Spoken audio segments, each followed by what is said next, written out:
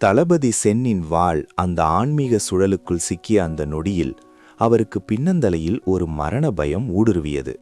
போர்க்களத்தில் பல 100 மரணங்களைக் கண்ட அவருக்கு இது வெறும் தற்காப்பு கலை அல்ல என்பது புரிந்தது. அவரது வாளில் இருந்த இடி மற்றும் காற்று ஆற்றல் அந்த சுழலுக்குள் சென்றவுடன் அதற்கு நேர் எதிரான திசையில் சுழற்றப்பட்டது. இதுதான் அந்த பேக்ஃப்ளோ பாம் கலையின் ரகசியம். எதிரியின் ஆற்றலையே அவர்களுக்கு எதிராக திருப்பிவிடுவது.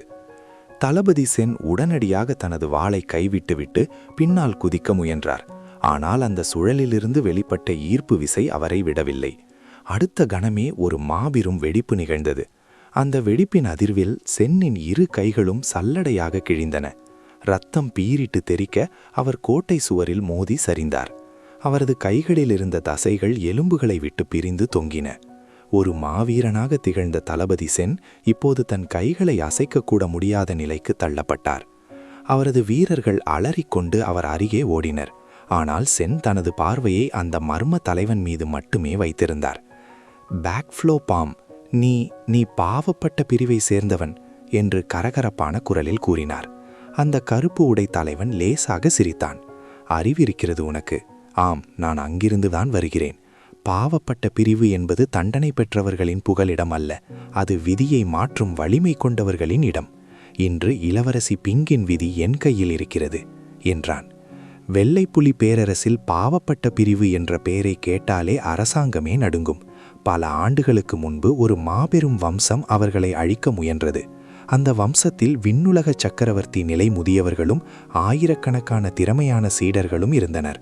ஆனால் பாவப்பட்ட பிரிவின் வீரர்கள் வெறும் அரை நாளில் அந்த ஒட்டுமொத்த வம்சத்தையும் வேரோடு அழித்தனர்.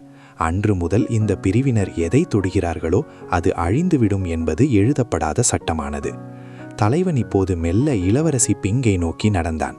தளபதி சென் தரையில் விழுந்து கிடக்க இளவரசி பிங் தனது கைகளை இறுக்க பற்றி கொண்டு நடுங்காமல் நின்றாள். உனது சாவு ஒரு புனிதமான பலியாக இருக்கும்.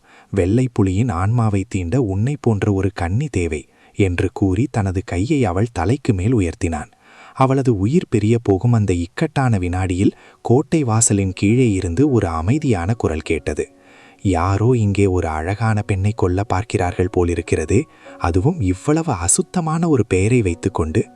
அனைவரது பார்வையும் கீழே திரும்பியது. அங்கே கையில் ஒரு மடிப்பு விசிறியுடன் ஒரு சாதாரண இளம் அறிஞரைப் போல தெரிந்த டாங் சென், மாஸ்டர் கை சென் நின்றிருந்தார். அவரது முகத்தில் ஒரு மெல்லிய புன்னகை இருந்தது. ஆனால் அவரது கண்கள் அந்த பாவப்பட்ட பிரிவின் தலைவனை ஊடுருவி பார்த்தன. தளபதி சென் அதிர்ச்சியுடன் அவரை பார்த்தார். இந்த போர்க்களத்தில் நடுவில் ஒரு சாதாரண மனிதன் எப்படி இவ்வளவு துணிச்சலாக நுழைய முடியும்? இளவரசி பிங்கின் கண்களில் ஒரு சிறு நம்பிக்கை மின்னியது. ஆனால் அந்த மர்ம தலைவன் எள்ளி நகையாடினான். யார் இந்த அறிஞன்? சாக வேண்டும் என்று விதி இருந்தால் உன்னையும் சேர்த்து பலியிடுகிறேன் என்று கத்தினான். டாங்சன் தனது விசிறியை மெல்ல விரித்தார். பாவப்பட்ட பிரிவு என்பது மிகவும் அழுக்கான பெயர்.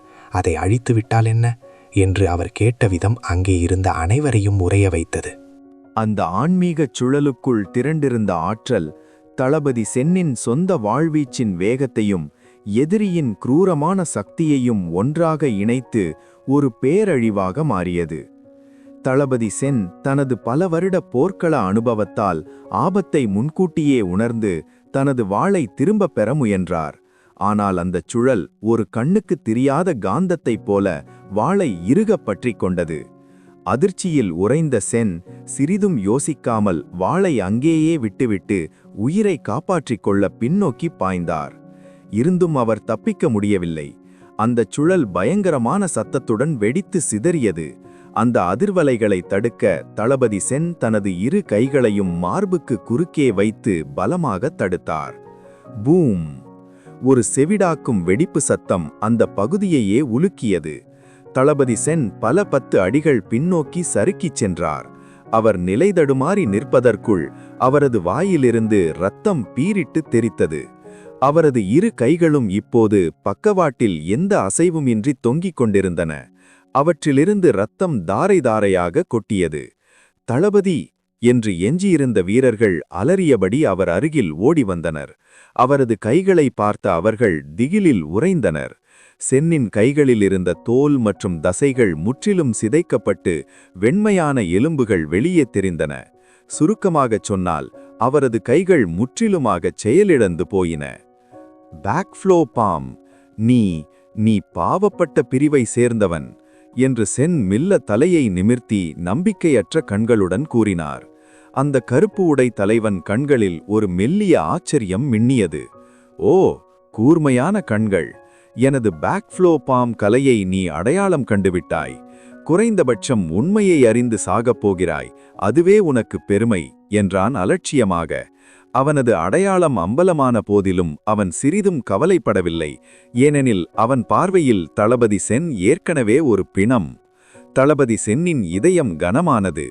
பாவப்பட்ட பிரிவு என்பது வெள்ளைப்புலி பேரரசின் ஒரு தீராத சாபம், ஒரு பயங்கரமான கரை. இது ஒரு சாதாரண பயிற்சி பிரிவு அல்ல. கொலைகாரர்கள், கொள்ளையர்கள் மற்றும் கொடூரமான குற்றவாளிகள் எங்கு தேடப்பட்டாலும் இந்த பாவப்பட்ட பிரிவில் சேர்ந்தால் அவர்களுக்கு பாதுகாப்பு கிடைக்கும் என்பதுதான் அதன் விதி. ஒருமுறை ஒரு மாபெரும் வம்சம், செக்ட், இந்த பாவப்பட்ட பிரிவை வேரோடு அழிக்க திட்டமிட்டது. அந்த வம்சத்தில் ஒரு விண்ணுலக சக்கரவர்த்தி நிலை முதியவர் பாதுகாப்பாளராக இருந்தார். ஒரு மண்ணுலக சக்கரவர்த்தி நிலை போர்வீரர் தலைவராக இருந்தார். பல்லாயிரக்கணக்கான ஷின்டன் நிலை சீடர்கள் இருந்தனர்.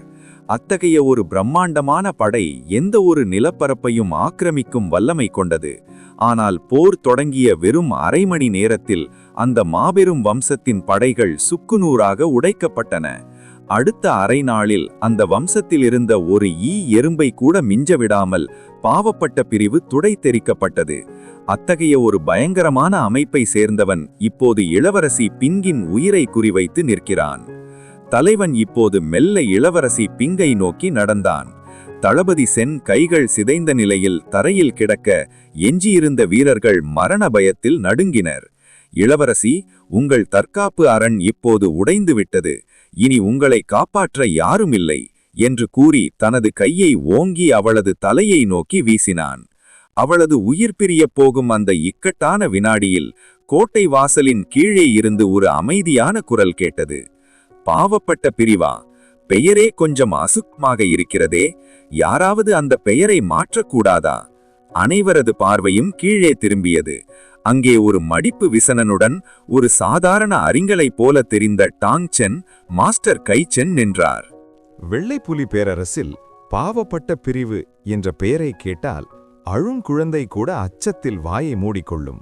அத்தகைய ஒரு பயங்கரமான அமைப்பிற்கும் பேரரசின் அரச குடும்பத்திற்கும் இடையே இதுவரை ஒரு எழுதப்படாத உடன்படிக்கை இருந்தது. ஒருவரது விஷயத்தில் மற்றவர் தலையிடுவதில்லை. ஆனால் இன்று அந்த விதி மீறப்பட்டிருக்கிறது. ஏன்? தளபதி சென்னின் மனதை இந்த கேள்வி குடைந்தது. கருப்பு உடை அணிந்த அந்த மர்ம தலைவன் தளபதி சென் அருகே நிதானமாக நடந்தான்.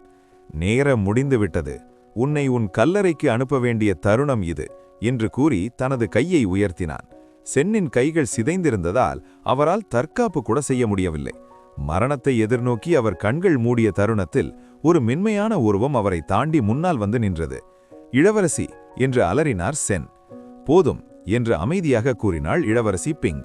உங்கள் இலக்கு நான் மட்டும்தான், மற்றவர்கள் நிரபராதிகள், அவர்களை விட்டுவிடுங்கள். அந்த தலைவன் வியப்படைந்தான். ஓ, வெள்ளைப்புலி பேரரசின் 3 இளவரசிகளில் ஒருவர், என்ன ஒரு தைரியம்!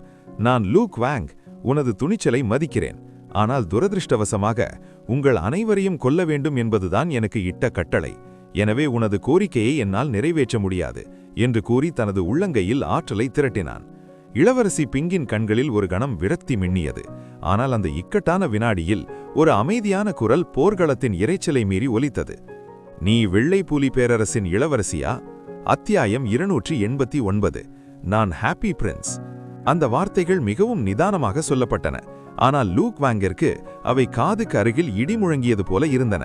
அவனது கண்கள் வியப்பில் விரிந்தன.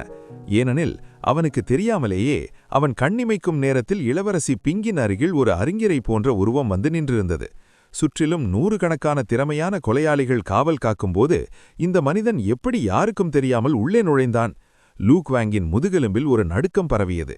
இவன் ஒரு சாதாரண மனிதன் அல்ல, ஒருவேளை சாவரின் தாவோ நிலையை எட்டிய மகா நிபுணராக இருப்பானோ என்று அவன் அஞ்சினான். நீ யார்? எங்களுடைய பாவப்பட்ட பிரிவின் தலைவரான மேட் டிராகன் பற்றி உனக்கு தெரியுமா என்று லூக் வாங் தனது நடுக்கத்தை மறைத்துக்கொண்டு சத்தமாக கேட்டான். மேட் டிராகனின் பெயரை சொன்னால் இந்த அறிஞர் பயந்து ஓடிவிடுவான் என்பது அவனது கணக்கு. நிச்சயமாக அந்த அறிஞர் வேறு யாருமல்ல, உருமாறியிருந்த டாங் ஷென் தான். உண்மையில் அவர் இந்த போரில் தலையிட விரும்பவில்லை. அவரது ஒரே நோக்கம் வெள்ளைப்புலி ஆவியை கண்டுபிடிப்பதுதான். ஆனால் கோட்டை சுவர் அருகே அவர் கேட்ட உரையாடல் அவரை யோசிக்க வைத்தது. ஒரு தூய கன்னியால் மட்டும்தான் வெள்ளைப்புலியை நெருங்க முடியும். இந்த இளவரசியின் நட்பை பெற்றால் வெள்ளைப்புலி இருக்கும் இடத்தை எளிதாக கண்டுபிடித்து விடலாமே. வெள்ளைப்புலி ஆன்மாவை அடைவது டாங்சனுக்கு இப்போது மிக எளிதாக தெரிந்தது. அந்த பெண் துரத்தப்படுவது வெறும் அரண்மனை சதி என்பதை அவர் அறிவார். ஆனால் அதை பற்றி அவர் கவலைப்படவில்லை. அவருக்கு தேவை வெள்ளைப்புலி இருக்கும் இடம் மட்டுமே. பாவப்பட்ட பிரிவின் தலைவன் மேட் டிராகனா? கேள்விப்பட்டதே இல்லையே என்று அசால்ட்டாக தலையசைத்தார் டாங்சன். அவருக்கு அந்த பாவப்பட்ட பிரிவின் மீது எள்ளளவும் ஆர்வமில்லை. அவரது கண்கள் இப்போது இளவரசி பிங்கை மட்டுமே உற்று நோக்கின. அப்படியானால் நீதான் அந்த 3 இளவரசிகளில் ஒருவளான பிங்க், இல்லையா? பிங்குக்கு இந்த ஹாப்பி பிரின்ஸ் யார் என்று தெரியவில்லை. ஆனால் அவரது கண்களில் கொலைவெறி இல்லை, மாறாக ஒரு பரந்த ஆழ்கடல் போன்ற அமைதியும் எல்லையற்ற ஆழமும் தெரிந்தன. ஒரு கணம் அவள் அந்த பார்வையில் தன்னை மறந்தாள். இது என்ன மாதிரியான கண்கள்? ஒரு தெய்வத்தை பார்ப்பது போன்ற உணர்வு ஏற்படுகிறதே என்று வியந்தாள். ஆம், நான் தான் இளவரசி பிங்க் என்று அவள் மெல்ல கூறினாள். டாங்சன் திருப்தியுடன் தலையசைத்தார். என்னை ஹாப்பி பிரின்ஸ் என்று அழைப்பார்கள். எனக்கு வெள்ளைப்புலி ஆன்மாவின் ஒரு பகுதி தேவைப்படுகிறது. ஹாப்பி பிரின்ஸ் என்ற பெயரை கேட்டதும் பிங்கும் லூக்வாங்கும் குழம்பினர். தங்கள் நினைவாற்றலை எவ்வளவு கசக்கி பார்த்தும் தற்காப்பு கலை உலகில் இப்படி ஒரு பெயரில் எந்த ஒரு மகா நிபுணரும் இருப்பதாக அவர்களுக்கு தோன்றவில்லை. ஒருவேளை இவர் உலகை விட்டு ஒதுங்கி வாழும் ஒரு ரகசிய மாஸ்டரோ என்று பிங் எண்ணினாள். அவள் ஒரு கசப்பான புன்னகையுடன் சொன்னாள், ஐயா, வெள்ளைப்புலி என்பது எங்கள் பேரரசின் புனிதமான காவல் தெய்வம். நீங்கள் கேட்பது மிகவும் கடினமான காரியம். டாங்சன் சிரித்தார். எனக்கு அதிகம் தேவையில்லை, அதை நான் நிச்சயம் பெறுவேன். மிக தூய்மையான கன்னியால் மட்டுமே அதை நெருங்க முடியும் என்பதால் எனக்கு உனது உதவி தேவைப்படுகிறது. பிங்கின் முகம் மேலும் வாடியது. ஐயா, உங்களது கோரிக்கைக்கு என்னால் சம்மதிக்க முடியாது. ஒருவேளை நான் சம்மதித்தாலும் இப்போதிருக்கும் சூழ்நிலையில் நான் உயிருடன் தப்பிப்பதே கடினம். இதில் உங்களுக்கு எப்படி உதவ முடியும்? டாங்சன் தனது மடிப்பு விசிறியை சக் என்று விரித்தார். ஒருவித திமிருடன் அவர் சொன்னார், அதெல்லாம் கவலைப்படாதே, நீ சம்மதித்தால் போதும், மற்ற அனைத்தையும் நான் பார்த்துக் கொள்கிறேன். பிங் தயங்கினாள். என்ன ஒரு அபாரமான தன்னம்பிக்கை! ஆனால் ஐயா, என்னை கொல்லத் துடிப்பது சாதாரணமானவர்கள் அல்ல, பாவப்பட்ட பிரிவு. அவர்களை யாரும் அலட்சியப்படுத்த முடியாது என்றாள். டாங்சன் உரக்க சிரித்தார். என்னை பொறுத்தவரை அவர்கள் அனைவரும் எனது ஒரு கை அசைவில் மறைந்து போகக்கூடியவர்கள். இந்த வார்த்தைகள் லூக்வாங்குக்கு ஆற்றலை மூட்டியது. அவன் முன்னோக்கி பாய்ந்தான். அவனது ஹெவன்லி கிங் நிலை ஆற்றல் முழுவதுமாக வெளிப்பட்டது. சுற்றியிருந்த காற்று சுழன்றடிக்க ஒரு சுனாமியை போன்ற ஆன்மீக அழுத்தம் அங்கே பரவியது. இளவரசி பிங்கும் கைகள் சிதைந்த நிலையில் இருந்த தளபதி சென்னும் புயலில் சிக்கிய எறும்புகளைப் போல அந்த அழுத்தத்தில் நசுக்கத் தொடங்கினர். என்ன ஒரு பயங்கரமான சக்தி! இந்த லூக்வாங் உண்மையில் இவ்வளவு பலசாலிதானா? அவன் ஏற்கனவே சாவரிந்தாவோ நிலையின் வாசலில் நிற்கிறானே என்று தளபதி சென் அதிர்ச்சியில் உறைந்தார். லூக்வாங்கின் ஹெவன்லி கிங் ஆற்றல் அந்த இடத்தையே ஒரு பனிப்பிரதேசமாக மாற்றியது. சுற்றியிருந்த வீரர்கள் குளிரில் நடுங்கினர். இந்த வாலிபனுக்கு சாக ஆசை வந்துவிட்டது. பாவப்பட்ட பிரிவை தூண்டிவிட்டுவிட்டு இவன் எப்படி தப்பிக்கப் போகிறான் என்று அங்கிருந்தவர்கள் முணுமுணுத்தனர். தளபதி சென் கூட இந்த ஹாப்பி பிரின்ஸ் லூக்வாங்கின் தாக்குதலை தாங்குவார் என்று நம்பவில்லை. லூக்வாங் தனது தோளை லேசாக அசைத்தான். அவனது முதுகில் இருந்த வாள் மின்னல் வேகத்தில் உறை நீங்கி வெளியே வந்தது. அடுத்த நொடி அந்த பகுதி முழுவதும் உறைபனியும் கடும் காற்றும் வீசத் தொடங்கின. காற்று மற்றும் பனி வாழ் நோக்கம், wind and snow swat intent, இது நிச்சயம் அதுவேதான் என்று தளபதி சென் அதிர்ச்சியில் கத்தினார். உனக்கும் புட்சர் ஷெஃப் எனும் அந்த பனிப்போர்வை கொலைகாரனுக்கும் என்ன சம்பந்தம்? லூக்வாங் விகாரமாக சிரித்தான். கூர்மையான பார்வை. நான் அந்த பனிப்போர்வை கொலைகாரன் புட்சர் ஷெஃப்பின் நேரடி சீடன். தளபதி சென்னின் உடல் நடுங்கியது. டாங் சென் லேசாக புன்னகைத்து, புட்சர் ஷெஃப் பெயரே ஒரு நல்லவனுக்குரியதாக தெரியவில்லையே என்றார். நல்லவனா? அவன் தீமையின் மொத்த உருவம், மிக கொடூரமான வில்லன் என்று சென் விளக்கினார். அவன் அவ்வளவு கொடூரமானவனா என்று கேட்டார் டாங் சென். தளபதி சென் லூக்வாங்கை ஒருமுறை பார்த்துவிட்டு சொன்னார், 10 ஆண்டுகளுக்கு முன்பே அவர் எர்த் சாவரனின் நிலையை எட்டியவர். அவர் மனிதர்களின் தோலை உரிப்பதில் இன்பம் காண்பவர். அவரை பகைப்பவர்கள் உயிருடன் இருக்கும்போதே தோல் உரிக்கப்பட்டு பல நாட்கள் கதறி துடித்து சாவார்கள். ஒவ்வொருவரின் உடலும் தோல் இல்லாமல் விகாரமாக காட்சியளிக்கும். டாங் சென் தலையசைத்தார். கேட்பதற்கே ஒரு மகா பாவி போல தெரிகிறது.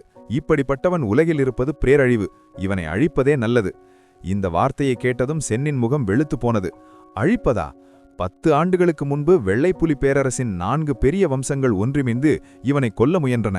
ஆனால் இவன் தப்பியது மட்டுமன்றி அந்த 4 வம்சங்களுக்குள்ளும் புகுந்து அவர்களின் தலைவர்களது குடும்பத்தினர் அனைவரையும் உயிருடன் தோல் உரித்து அவர்களின் பிணங்களை வம்சத்தின் தலைவாயிலில் தொங்கவிட்டான். அன்றிலிருந்து இன்று வரை எவனும் அவனை எதிர்க்க துணிந்ததில்லை. லூ குவாங் உரக்க சிரித்தான். சரியாக சொன்னாய். எனது குரு இப்போது பாவப்பட்ட பிரிவின் 3 கதவு தலைவர்களுள் ஒருவராக இருக்கிறார். சிறுவனே, நீ யாராக இருந்தாலும் சரி, எனது குருவுக்கு முன்னால் உனது விதி ஏற்கனவே எழுதப்பட்டுவிட்டது. நீ இன்று சாவாய். டாங் சென் அமைதியாக லூ குவாங்கை பார்த்தார். அப்படியா? மறுநொடி லூ குவாங் காற்றில் எகிரி குதித்தான். அவனது நீண்ட வாள் ஒரு நடுங்க வைக்கும் ஒளியை பாய்ச்சியது. லூ குவாங்கின் காற்று மற்றும் பனி வாழ்நோக்கம் உச்சக்கட்டத்தை எட்டியது. வானத்திலிருந்து ஒரு மகா பனி புயலே இறங்கி வந்தது போல இருந்தது. கீழே விழுந்த ஒவ்வொரு பனித்துளியும் ஒரு கூர்மையான வாள் முனைக்கு சமமான வாள்ச்சி ஆற்றலை கொண்டிருந்தது. அவை உடலில் பட்டால் சதையை கிழித்து எலும்பை துண்டு துண்டாக மாற்றிவிடும். இந்த கொடூரமான தாக்குதலுக்கு நடுவில் டாங் சென் தனது விசிறியை மெல்ல அசைத்தபடி அமைதியாக நின்றிருந்தார். ஐயா, சீக்கிரம் அங்கிருந்து விலகுங்கள் என்று தளபதி சென் பதறினார். இந்த பனித்துளிகள் பார்ப்பதற்கு அழகாக தெரிந்தாலும் ஒரு முறை எதிர்த்தாக்குதல் நடத்த முயன்றால் அவை அனைத்தும் ஒன்றாக இணைந்து ஒரு சுழல் காற்றாக மாறி மனிதனின் தோலை உயிருடன் உரித்துவிடும் என்பது அவருக்கு தெரியும். டாங் சென் எந்த தற்காப்பும் செய்யாமல் இருப்பதை பார்த்த லூ குவாங், நீ ஏதோ பெரிய ஆள் என்று நினைத்தேன், ஆனால் நீ ஒன்றுமே இல்லாத வெறும் காகித புலிதான் என்று ஏளனமாக சிரித்தான். அவன் தனது உடலில் இருந்த ஒட்டுமொத்த ஆன்மீக ஆற்றலையும் வாளில் குவித்து டாங் சென்னின் உடலை நோக்கி ஓங்கி வெட்டினான். அந்த வாள் டாங் சென்னை உடலை துளைத்துக் கொண்டு மறுபுறம் சென்றது. இளவரசி பிங் அதிர்ச்சியில் முகம் விழித்து போனாள். செத்துப்போ என்று லூ குவாங் கத்தினான். ஆனால் அடுத்த வினாடியே அவனது சிரிப்பு உறைந்தது. வாள் பாய்ந்த இடத்தில் ஒரு சொட்டு ரத்தம் கூட வரவில்லை. இந்த காற்று மற்றும் பனிவாழ் நோக்கம் சொல்லிக்கொள்ளும் அளவிற்கு ஒன்றும் பிரமாதமாக இல்லையே. நீ சொன்னது போல இது ஒன்றும் அவ்வளவு பயங்கரமாக தெரியவில்லை என்ற ஒரு குளிர்ந்த குரல் லூ குவாங்கின் மிதுகுக்கு பின்னால் கேட்டது. பலார்! ஒரு பலமான அறை விழும் சத்தம். லூ குவாங்கின் உடல் பந்தை போல தூக்கி எறியப்பட்டு காற்றில் பறந்தது. அத்தியாயம் 290. அடுத்த முறை தாக்கும்போது நேரடியாக தாக்கு. அங்கிருந்த கோட்டை சுவர் முழுவதும் மயான அமைதி நிலவியது. லூ குவாங் காற்றில் பறந்து செல்வதை பார்த்து அனைவரும் உறைந்து நின்றனர். சில நொடிகள் முன்பு வரை லூ குவாங் தான் இந்த போரை ஆதிக்கம் செலுத்திக் கொண்டிருந்தார். ஆனால் டாங் சென் மிகச் சாதாரணமாக தனது கையை உயர்த்தி ஒரு ஈயை அடிப்பது போல லூ குவாங்கை ஒரே அடியில் பறக்க விட்டுவிட்டார். இளவரசி பிங்கின் கண்கள் வியப்பில் விரிந்தன. இவன் உண்மையிலேயே ஒரு மகா நிபுணன் என்று அவள் எண்ணினாள். முழு பலத்துடன் இருந்த தளபதி சென்னால் கூட லூ குவாங்கின் ஒரு அடியை தாங்க முடியவில்லை. ஆனால் டாங் சென் அவனுடன் விளையாடுவது போல தெரிந்தது. தடால்! லூ குவாங் கோட்டை சுவரில் பலமாக மோதினான். அந்த நீல நிறக் கற்கள் அவன் மோதிய வேகத்தில் விரிசல் விட்டன. வாயிலிருந்து ரத்தம் வழிய அவன் தரையில் விழுந்தான். அவனது கண்கள் நிலை குத்தி போயிருந்தன. என்ன நடந்தது என்பதை அவனால் இன்னும் நம்ப முடியவில்லை. மெல்ல தடுமாறி எழுந்த லூ குவாங் சிதறிய தனது தலைமுடியை ஒதுக்கிவிட்டு டாங் சென்னை பார்த்தான். நீ எப்படி அங்கே வந்தாய்? என் வாள் உன் உடலை துளைத்ததே. டாங் சென் தனது விசிறியால் லேசாக காற்றை வீசிக்கொண்டே சொன்னார். நீ வெட்டியது எனது நிழலை. உனது வேகம் மிக மிக மெதுவாக இருக்கிறது. அடுத்த முறை என்னை தாக்க நினைக்கும்போது நிழலை தேடாமல் நேரடியாக தாக்க பழக. லூ குவாங்கின் முகம் கோபத்தால் சிவந்தது. என்னை அவமானப்படுத்துகிறாயா? இன்று உன்னை துண்டு துண்டாக வெட்டாமல் விடமாட்டேன் என்று கத்தியவன் தனது வாளை தலைக்கு மேல் உயர்த்தி மீண்டும் ஒரு பயங்கரமான தாக்குதலுக்கு தயாரானான். இம்முறை அவன் தனது உயிரையே பணயம் வைத்து போராடத் துணிந்தான். லூ குவாங்கின் மனதில் இப்போது ஒரே ஒரு விஷயம்தான் ஓடிக்கொண்டிருந்தது. இந்த ஹாப்பி பிரின்ஸ் தன்னை மிக சாதாரணமாக ஒரு அறையில் வீழ்த்துவிட்டார். அதை தடுக்க தன்னிடம் எந்த சக்தியும் இல்லை. டாங் சென் தனது விசிறியை மெல்ல அசைத்தபடி, இப்போது சொல், உன்னை வீழ்த்த எனக்கு தகுதி இருக்கிறதா என்று மெல்லிய புன்னகையுடன் கேட்டார். இளவரசி பிங்கின் இதயம் வேகமாக துடித்தது. இவ்வளவு பலம் வாய்ந்த ஒருவரை தன் பக்கம் இழுக்க முடிந்தால் வெள்ளைப்புலி பேரரசியாகும் கனவு நனவாகிவிடுமே. ஆனால் டாங் சென் கேட்பதோ வெள்ளைப்புலியின் ஆன்மா. அந்த ஆன்மாவின் ஒரு பகுதியை அவர் எடுத்துக்கொண்டால் அந்த திவ்ய மிருகம் மீண்டும் விழித்தெழ 100 ஆண்டுகளாகும். 100 ஆண்டுகால தூக்கத்திற்கு பதிலாக தனது சாம்ராஜ்யத்தின் அதிகாரத்தை பெறுவது லாபகரமானதா? பிங் ஒரு நிமிடம் தயங்கினாள். பின் உறுதியான முடிவெடுத்தாள். ஐயா, உங்கள் கோரிக்கையை நான் ஏற்கிறேன். நீங்கள் எனக்கு உதவினால் நான் உங்களுக்கு அந்த ஆன்மாவை தருகிறேன் என்றாள். டாங்சன் அவளை சத்தியம் செய்யச் சொல்லவில்லை. புனித நிலை வீரர்களுக்கே சவால் விடக்கூடிய அவருக்கு சத்தியங்கள் வெறும் காகிதங்கள். பிங் வார்ப்பையை காப்பாற்றினால் பிழைப்பாள், இல்லையெனில் அவளை கொல்ல அவருக்கு ஒரு நொடி கூட ஆகாது.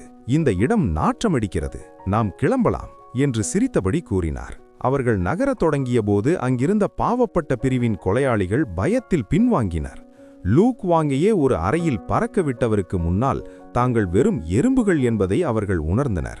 ஆனால் அடங்கிப் போயிருந்த அந்த காற்று மற்றும் பனி வாள் நோக்கம் மீண்டும் உயிர் பெற்றது. ஒரு நீண்ட வாள் மின்னல் வேகத்தில் வந்து டாங்சென்னின் பாதையை மறித்து தரையில் நின்றது. நான் உங்களை போகச் சொன்னேனா என்ற ஒரு கணீர் என்ற குரல் கேட்டது. வானத்திலிருந்து பல நிபுணர்கள் கீழே இறங்கினர். அவர்கள் ஒவ்வொருவரும் லூக் வாங்கிற்கு இணையான பலம் கொண்டவர்கள். அவர்களுக்கு தலைமை தாங்கி வந்தவன் ஒரு எம்பரர் நிலை விபுணன். பிங்கின் முகம் இருண்டது. எம்பரர் நிலை நிபுணனா? புலிப்பிடியிலிருந்து தப்பிச் சென்று சிங்கத்திடம் சிக்கிக் கொண்டோமே என்று தளபதி சென் விரக்தியில் கத்தினார். நிலைமை மிகவும் மோசமானது. டாங்சென் ஒரு பெருமூச்சு விட்டார். இவர்கள் ஒரு பெரிய தொந்தரவு. அந்த படையின் தலைவன் லூக் வாங்கை ஒரு முறை பார்த்தான். அவனது கண்களில் கொலைவெறி மின்னியது. லூக் வாங்கை காயப்படுத்தியது யார்? தைரியமிருந்தால் முன்னால் வா என்று கர்ஜித்தான். அந்த எம்பரர் நிலை அழுத்தம் அங்கிருந்த அடைவரது மூச்சையும் நிறைக்க வைத்தது. அப்போது டாங்சன் நிதானமாக பேசினார். நீ லூக் வாங்கின் கூட்டாளியா? அந்த எம்பரர் நிலை நிபுணன் டாங்சென்னை ஏளனமாக பார்த்து, நான் பாவப்பட்ட பிரிவின் 2ஆம் கதவு தலைவன். நான் குவோ செங். என் சீடனை தொட்ட உன்னை இன்று உயிரோடு தோல் உரிப்பேன் என்று கத்தினான். அவன் தனது கையை உயர்த்தியபோது அவனது கைவிரல்கள் ஒவ்வொன்றும் கத்திகளைப் போல நீண்டு வளர்ந்தன. இது பாவப்பட்ட பிரிவின் மற்றொரு கொடூரமான கலையான எலும்பு கிழிக்கும் நகங்கள். லூசாங் முன்னால் வந்தபோது அந்த இடமே இரத்த வாடை அடிப்பது போன்ற ஒரு மாயை உருவானது. அவன் தனது குருவான பிளட்செஃப் பெயரை கூறி மிரட்டியபோதும் டாங்சென் சிறிதும் அசையவில்லை. உன் பெயர் என்னவாக இருந்தால் எனக்கென்ன? நீ போய் அந்த பிளட்செஃப்பிடம் சொல். இளவரசி பிங் இப்போது எனது பாதுகாப்பில் இருக்கிறாள். அவனுக்கு தன் உயிர் மீது ஆசை இருந்தால் இதோடு தடுத்து நிறுத்திக் கொள்ள சொல் என்று டாங்சென் மிகவும் நிதானமாக கூறினார். இந்த வார்த்தைகள் லூசாங்கின் சீடர்களிடையே அதிர்ச்சி அலைகளை ஏற்படுத்தின. என்ன ஒரு திமிரு! எங்களது குருவையே சபிக்கிறானா? பாதப்பட்ட பிரிவை இவ்வளவு எளிதாக இவன் எடை ஓட்டுவிட்டானா? இவனை இன்று உயிரோடு விட்டால் எங்களது பிரிவின் கௌரவம் என்னாவது என்று அவர்கள் ஆத்திரமடைந்தனர். கொடூரமான ஒளிகளுடன் வாள்கள் உரையிலிருந்து வெளியே வந்தன. லூக் வாங்கிற்கு இணையான பலம் கொண்ட பல நிபுணர்கள் டாங்சென்னை சுற்றிலும் ஒரு மரண வளையத்தை உருவாக்கினர். இளவரசி பிங்கும் தளபதி சென்னும் நடுங்கினர். டாங்சென் லூக் வாங்கை வீழ்த்தியிருக்கலாம், ஆனால் ஒரே நேரத்தில் இத்தனை நிபுணர்களையும் அதோடு ஒரு எம்பரர் நிலை மகா நிபுணரான லூசாங்கையும் எதிர்கொள்வது சாத்தியமா? ஆனால் டாங்சென் மட்டும் எதை பற்றியும் கவலைப்படாமல் தனது விசிறியை அசைத்துக் கொண்டிருந்தார். லூசாங் அவரை உற்று நோக்கினான். ஒரு அறையில் லூக் வாங்கை வீழ்த்திய ஒருவர் இத்தனை பேருக்கு நடுவிலும் இவ்வளவு அமைதியாக இருக்கிறார் என்றால் அவர் சாதாரணமானவராக இருக்க முடியாது என்பதை அவன் உணர்ந்தான். ஐயா என்று லூசாங் தனது குரலை மென்மையாக்கிக் கொண்டு பேசினான். பாவப்பட்ட பிரிவிற்கு உங்களுடன் பகைமை பாராட்ட விருப்பமில்லை. நீங்கள் எங்களுடன் இணைந்தால் எங்கள் பிரிவின் துணைத் தலைவராக உங்களை ஆக்குகிறோம். விரைவில் வெள்ளைப்புலி பேரரசு எங்கள் கட்டுப்பாட்டுக்குள் வரும். அப்போது நீங்கள் இந்த புதிய சாம்ராஜ்யத்தின் ஒரு தூணாக இருப்பீர்கள். உங்கள் ஆசைகள் அனைத்தும் நிறைவேறும். லூசாங் சிரித்தார். ஓ, கேட்பதற்கு நன்றாகத்தான் இருக்கிறது. எனக்கு அந்த வெள்ளைப்புலி ஆன்மாவும் கிடைக்குமா? லூசாங்கின் முகத்தில் ஒரு குரூரமான புன்னகை அரும்பியது. அதில் என்ன சந்தேகம்? உங்களுக்கு பிடிக்குமென்றால் அந்த ஒட்டுமொத்த வெள்ளைப்புலி மிருகத்தையே நீங்கள் எடுத்துக்கொள்ளலாம் என்றான். இந்த வார்த்தையை கேட்டதும் டாங்சென்னின் புருவங்கள் லேசாக சுருங்கின. அவருக்குள் ஒரு விசித்திரமான சந்தேகம் எழுந்தது.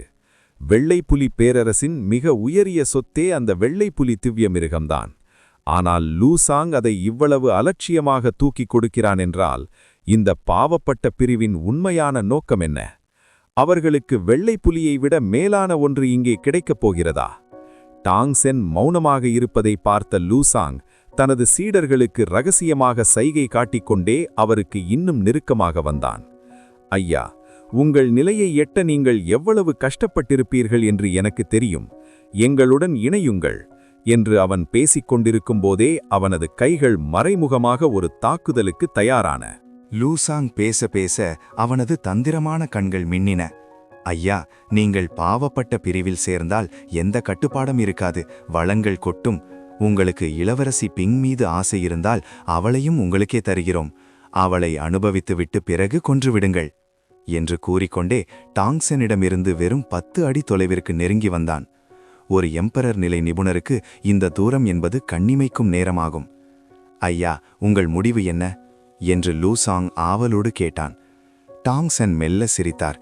கேட்பதற்கு மிகவும் ஆசையாகத்தான் இருக்கிறது. என் மனமே கொஞ்சம் மாறிவிட்டது போல தெரிகிறது. இதை சொன்னதும் லூசாங் வெற்றி புன்னகை பூத்தான். ஆனால் இளவரசி பிங் மற்றும் தளபதி சென்னின் முகம் பிணமாக வெளுத்தது. எல்லாம் முடிந்தது என்று அவர்கள் மனதிற்குள் கதறினர். ஆனால் திடீரென டாங்சனின் குரல் மாறியது. இருந்தாலும் நான் நேர்மையை நம்புபவன். இளவரசி பிங்கிற்கு நான் ஒரு முறை வாக்கு கொடுத்து விட்டேன். கொடுத்த வாக்கை மீறினால் என் மனம் என்னை தூங்கவிடாது. அதனால் உங்களது சலுகையை என்னால் ஏற்க முடியாது. லூசாங்கின் முகம் அப்படியே அதிர்ச்சியில் உறைந்தது. பிங்கிற்கே இது ஆச்சரியமாக இருந்தது. இவ்வளவு பெரிய சலுகையை நிராகரித்துவிட்டு தற்காப்பு கலை உலகமே அஞ்சும் பாவப்பட்ட பிரிவை ஒருவன் பகைத்துக் கொள்கிறான் என்றால் அவன் எவ்வளவு பெரிய பைத்தியமாக அல்லது எவ்வளவு பெரிய வீரனாக இருக்க வேண்டும்? நிச்சயமாகவா சொல்கிறாயா என்று லூசாங் கரகரப்பான குரலில் கேட்டான். உண்மையை சொல்லப்போனால் நான் ஒப்புக்கொண்டாலும் இல்லாவிட்டாலும் உங்களது திட்டம் மாறப்போவதில்லை, அப்படித்தானே என்று கூறிவிட்டு சுற்றிலும் இருந்த வீரர்களை டாங்சன் ஒரு பார்வை பார்த்தார். அடுத்த முறை தாக்கும்போது இந்த நாடகமெல்லாம் ஆடாமல் நேரடியாக தாக்கவும். அப்போதாவது எனக்கு சவாலாக இருக்கிறதா என்று பார்ப்போம். லூசாங் பயங்கரமாக சிரித்தான். உனக்கு இவ்வளவு தெரிந்த பிறகு நான் எதையும் மறைக்க தேவையில்லை. உதவியை ஏற்காதவர்களுக்கு மரணம் மட்டுமே மிஞ்சும். கொன்று விடுங்கள் இவனை. அத்தியாயம் 291. ஆபத்தான முடிவுகளை எடுக்காதே. பகைமை முற்றிய அந்த வினாடியில் பிளட்செஃபின் சீடர்கள் ஓநாய் கூட்டத்தைப் போல பாய்ந்தனர். அவர்கள் கைகளில் இருந்த வாள்கள் மின்னலைப் போல ஒளிர்ந்தன. பயங்கரமான ஆன்மீக ஆற்றல் மோதுண்டதில் வானமே இடிமுழங்குவது போல அதிர்ந்தது. டாங்சென்னின் உடலின் ஒவ்வொரு முக்கிய புள்ளியையும், வைட்டல் பாயிண்ட்ஸையும் குறிவைத்து வாள்கள் பாய்ந்து வந்தன. அவர் எந்த திசையில் நகர்ந்தாலும் மரணம் உறுதி என்பது போல அந்த தாக்குதல் பிணைக்கப்பட்டிருந்தது. லூசாங் மிக கொடூரமானவன். அவன் ஒரு மாபெரும் வாள் ஒளியை தனது கைகளில் திரட்டி டாங்சென்னின் தலைக்கு நேராக ஓங்கி வெட்டினான். அந்த வாள் பட்டால் ஒரு யானையே 2ஆக பிளந்துவிடும். இளவரசி பிங்கும் தளபதி சென்னும் கண்களை மூடிக்கொண்டனர். இப்போதுதான் அவர்கள் கண்ட அந்த ஒரு சிறு நம்பிக்கை வெளிச்சமும் அணையப் போகிறதா? டாங்சென் எவ்வளவுதான் பலசாலியாக இருந்தாலும் அவர் ஒரு மனிதர்தானே. ஒரே நேரத்தில் இத்தனை எம்பரர் நிலை தாக்குதல்களை ஒருவரால் எப்படி தாங்க முடியும்? ஆனால் அந்த வாள் ஒளிகள் டாங்சென்னின் உடலை தொடவிருந்த அந்த மில்லி வினாடியில் அவர் தனது விசிறியை மெல்ல மடித்தார். சொன்னால் கேட்க மாட்டீர்கள் போலிருக்கிறது என்று முணுமுணுத்த டாங்சென் ஒரு விசித்திரமான அடியை எடுத்து வைத்தார். அடுத்த நொடி அங்கே நடந்தது யாருமே எதிர்பார்க்காத ஒன்று. அந்த வாள் ஒளி டாங்சென்னின் தலைக்கு மிக அருகில் ஒரு சில அங்குல இடைவெளியில் வந்தபோது லூசாங் வெற்றியின் களிப்பில் கத்தினான். சிறுவனே, எல்லாம் முடிந்தது. அடுத்த பிறவியிலாவது கொஞ்சம் புத்தியோட பிறக்க பழகு. டாங்சென் மில்ல தன் தலையை நிமிர்த்தினார். அவரது கண்களில் எள்ளலும் அலட்சியமும் மட்டுமே இருந்தது. நீ சொல்வது முற்றிலும் சரி. அடுத்த பிறவியில் இதை ஞாபகம் வைத்துக்கொள். உன் எதிரியின் உண்மையான பலம் என்னவென்று தெரியாமல் அவனிடம் இவ்வளவு நெருங்கி வருவது உனக்கு நீயே தேடிக்கொள்ளும் மரணம். அவர் தனது மடிப்பு விசிறியை லேசாக அசைத்தார். அடுத்த நொடி அங்கிருந்த ஒட்டுமொத்த பிரபஞ்சமே உறைந்து போனது போல ஒரு கொடூரமான மாற்றம் நிகழ்ந்தது. டாங்சென் நின்றிருந்த இடத்தை சுற்றியுள்ள குறிப்பிட்ட தூரத்திற்குள் காலம் நிலைத்தது. அனைத்து வாள் ஒளிகளும், காற்றில் பறந்து வந்த சீடர்களும் அப்படியே சிலைகளைப் போல நின்றனர். லூசாங்கின் வாள் டாங்சென்னின் தலைக்கு மேலே அப்படியே நின்றது. 1 மில்லிமீட்டர் கூட அதை நகர்த்த முடியவில்லை. இது தாவ் ஊஜிங் எனும் அமைதிச் சுருளின் உச்சக்கட்ட ஆற்றல். இது எப்படி சாத்தியம் என்று லூசாங் மனதிற்குள் அலறினான். அவனது உடலால் அசைய முடியவில்லை. ஒரு விரலை கூட அசைய முடியவில்லை. அவனது விழிகள் மட்டும் பயத்தில் உருண்டன. டாங்சென்னின் பலம் அவனது கற்பனைக்கும் எட்டாதது என்பதை அவன் இப்போது உணர்ந்தான். ஆனால் காலம் கடந்துவிட்டது. டாங்சென் தனது விசிறியை மீண்டும் ஒருமுறை மென்மையாக அசைத்தார். ஒரு நீர்ப்பரப்பில் ஏற்படும் சிறு அலைகளைப் போல ஒரு மெல்லிய அதிர்வு அவரிடமிருந்து பரவியது. அந்த அதிர்வு பட்டவுடன் லூசாங்கின் அந்த பயங்கரமான வாள் ஒளி ஒரு பலவீனமான குமிழியைப் போல உடைந்து சிதறியது. அடுத்ததாக லூசாங்கின் வாள் சிதைந்தது. அது ஒரு ஹெவன் கிரேட் ஆயுதம். ஒரு மனித இறையாண்மை நிலை போர்வீரனின் முழு பலத்தை தாங்கக்கூடிய அந்த வாள் டாங்சென்னின் அந்த மெல்லிய அதிர்வில் சுக்கு நூறாக உடைந்து மண் தூளாக மாறியது. லூசாங்கின் இதயம் நின்றது. ஒரு மேன்மையான ஆயுதத்தை வெறும் கையசைவில் அழிப்பவர் நிச்சயமாக ஒரு ஹெவன் சாவரின் நிலை மகா நிபுணராகத்தான் இருக்க முடியும். மன்னிப்பு கேட்கக்கூட அவனுக்கு வாய்ப்பு கிடைக்கவில்லை. அந்த அதிர்வு அவன் உடல் வழியாக கடந்தபோது அவனது நரம்புகள் ஒவ்வொன்றும் கிழிந்து சிதைவதைப் போன்ற வேதனையை உணர்ந்தான். அவனது கண்களில் மரண பயம் மட்டுமே எஞ்சியிருந்தது. டாங்சென் சலிப்புடன் தலையை அசைத்துவிட்டு அங்கிருந்து திரும்பினார். அடுத்த நொடி காலம் மீண்டும் நகரத் தொடங்கியது. பூம்! லூசாங் மற்றும் அவனது சீடர்கள் அனைவரும் ஒரே நேரத்தில் இரத்த மேகமாக வெடித்து சிதறினர். வீசிய காற்றில் அந்த இரத்த துகள்கள் அடித்து செல்லப்பட அங்கே ஒரு தடம் கூட இல்லாமல் அவர்கள் மறைந்து போயினர். அங்கிருந்த நிலம் இப்போது இரத்தத்தால் நனைந்து கிடந்தது. இளவரசி பிங்கும் தளபதி சென்னும் நடுங்கிக் கொண்டிருந்தனர். அவர்களுக்கு உடல் முழுவதும் வியர்த்து ஐஸ் போல குளிர்ந்து போனது. கற்பனை செய்து பார்க்க முடியாத ஒரு கொடூரம் இது. சாதாரண சீடர்கள் என்றால் பரவாயில்லை, ஆனால் ஒரு எம்பரர் நிலை நிபுணரை ஒரே ஒரு விசிறி அசைவில் ஒரு தூசியைப் போல டாங்சென் துடைத்தெறிந்து விட்டார். லூசாங் ஒரு ஹியூமன் சாவரின் நிலை நிபுணர். ஒரு சாம்ராஜ்யத்தையே ஆட்டி படைக்கக்கூடிய அந்த மாபெரும் சக்தி கூட டாங்சென்னுக்கு முன்னால் வெறும் தூசுக்கு சமமாகி போனது. ஒரு நொடிதான் எல்லாமே முடிந்துவிட்டது. இந்த மனிதனின் உண்மையான பலம் எந்த எல்லையில் இருக்கும் என்று நினைக்கும் போதே அங்கிருந்தவர்களுக்கு உடல் நடுங்கியது. ஓ, நீங்கள் இன்னும் இங்கேயேதான் இருக்கிறீர்களா என்று டாங்சென் மெல்லிய புன்னகையுடன் கேட்டார். அந்த புன்னகையை கண்டவுடன் பிங்கிற்கு தூக்கி வாரி போட்டது. அவளது முகத்தில் இப்போது பயத்துடன் கலந்த ஒரு மாபெரும் மரியாதை குடிகொண்டிருந்தது. இது போன்ற மகா நிபுணர்கள் எப்போது எப்படி நடப்பார்கள் என்று யாருக்கும் தெரியாது. ஒரு சிறு தவறு நடந்தாலும் லூசாங்கிற்கு ஏற்பட்ட அதே கதிதான் தனக்கும் ஏற்படும் என்பதை அவள் உணர்ந்தாள். ஐயா, ஐயா, எங்களை காப்பாற்றியதற்கு மிக்க நன்றி என்று பிங் திக்கி திணறி பேசினாள். டாங்சென் லேசாக சிரித்தார். நன்றி சொல்ல வேண்டிய அவசியமில்லை. இது வெறும் பரஸ்பர உதவிதான். எனக்கு அந்த வெள்ளைப்புலி ஆன்மா தேவை என்பதற்காகத்தான் உனக்கு உதவினேன். நிச்சயமாக ஐயா, எனக்கு புரிகிறது, வாருங்கள் என்று கூறி தலைவணங்கி பிங் அவரை அழைத்துச் சென்றாள். தளபதி சென்னும் காயமடைந்த தனது வீரர்களும் அவர்களுடன் பின்தொடர்ந்தனர். அவர்கள் அங்கிருந்து வெகு தூரம் சென்ற பிறகு போர்க்களத்தில் சிதறிக் கிடந்த ஒரு கட்டடக் கழிவுகளுக்கு அடியிலிருந்து ஒரு கை மெல்ல வெளியே வந்தது. கற்களை விலக்கிக் கொண்டு லூ குவாங் வெளியே வந்தான். அவன் உடல் முழுவதும் இரத்தம் படிந்திருந்தது. முகம் பயத்தில் விகாரமாக மாறியிருந்தது. லூசாங் வந்தபோது அவனுடன் சேர்ந்து பழிவாங்கலாம் என்றுதான் லூ குவாங் நினைத்தான். ஆனால் அவன் வெளியே வருவதற்குள் லூசாங் உட்பட அனைவரும் இரத்தமேகமாக வெடித்து சிதறியதைக் கண்டு அவனது உடல் அப்படியே மரத்து போனது. இது என்ன மாதிரியான ஒரு அரக்கத்தனம்! சில நொடிகள் முன்பு வரை கொலை வெறியுடன் நின்றிருந்த அவனது சக சீடர்கள் இப்போது வெறும் இரத்த சேராக கிடந்தனர். பெரும் ஆபத்து, இது மிகப்பெரிய ஆபத்து என்று தனக்குள் முணுமுணுத்த லூ குவாங் தனது காயங்களை கூட பொருட்படுத்தாமல் அங்கிருந்து தப்பி ஓடினான். அவன் வெள்ளைப்புலி பேரரசின் தலைநகரத்திற்குள் விரைந்தான். அங்கே தங்கம் மற்றும் விலையுயர்ந்த கற்களால் அலங்கரிக்கப்பட்ட ஒரு பிரம்மாண்டமான மாளிகை நின்றது. அங்கே காவல் காத்து கொண்டிருந்த வீரர்கள் அனைவரும் முகத்தில் கொடூரமான தழும்புகளுடனும் தீய எண்ணம் கொண்ட பார்வைகளுடனும் இருந்தனர். லூ குவாங்கை பார்த்தவுடன் அவர்கள் தலை வணங்கினர். மூத்த சகோதரர் லூ குவாங், திரும்பி வந்துவிட்டீர்களா?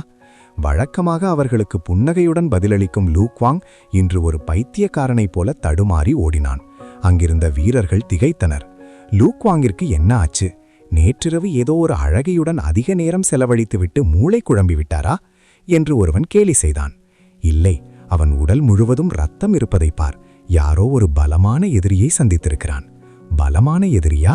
நாம் பாவப்பட்ட பிரிவை சேர்ந்தவர்கள் என்று தெரிந்தும் நம்மை எதிர்க்க எவனுக்கு துணிச்சல் இருக்கும்? அவர்களது ஆச்சரியமான பார்வைகளுக்கு நடுவே லூ குவாங் அந்த மாளிகையின் பிரதான மண்டபத்துக்குள் தடுமாறி நுழைந்தான். அங்கே காற்றையே உறைய வைக்கும் அழுத்தத்துடன் கூடிய சில பயங்கரமான உருவங்கள் அமர்ந்திருந்தனர். அங்கே அமர்ந்திருந்த 5 மகா நிபுணர்களும் சாவரின் நிலையை எட்டியவர்கள். அந்த மண்டபத்தின் தலைமை ஆசனத்தில் பச்சை நிற அங்கி அணிந்த ஒரு மனிதன் அமர்ந்திருந்தான். அவனது முகம் இருண்டு கடுமையான தோற்றத்துடன் இருந்தது. பார்ப்பதற்கு சாதாரணமாக தெரிந்தாலும் அவனை சுற்றியிருந்த பாவப்பட்ட பிரிவின் கொடூரமான வீரர்கள் அவனை பயத்துடன் நோக்கினர். ஏனெனில் அவன்தான் இந்த பிரிவின் முதன்மை தலைவன், மேட் டிராகன். மேட் டிராகனுக்கு அருகில் அரசவை உடையில் ஒரு அழகான இளம்பெண் அமர்ந்திருந்தாள். அவளுக்கு கீழே முதலிடத்தில் ஒரு தாவோயிசத் துறவி அமர்ந்திருந்தார். தோற்றத்தில் அவர் ஒரு புனிதமான முனிவரைப் போல தெரிந்தாலும் அவரை அறிந்தவர்கள் மரண பயத்தில் நடுங்குவார்கள்.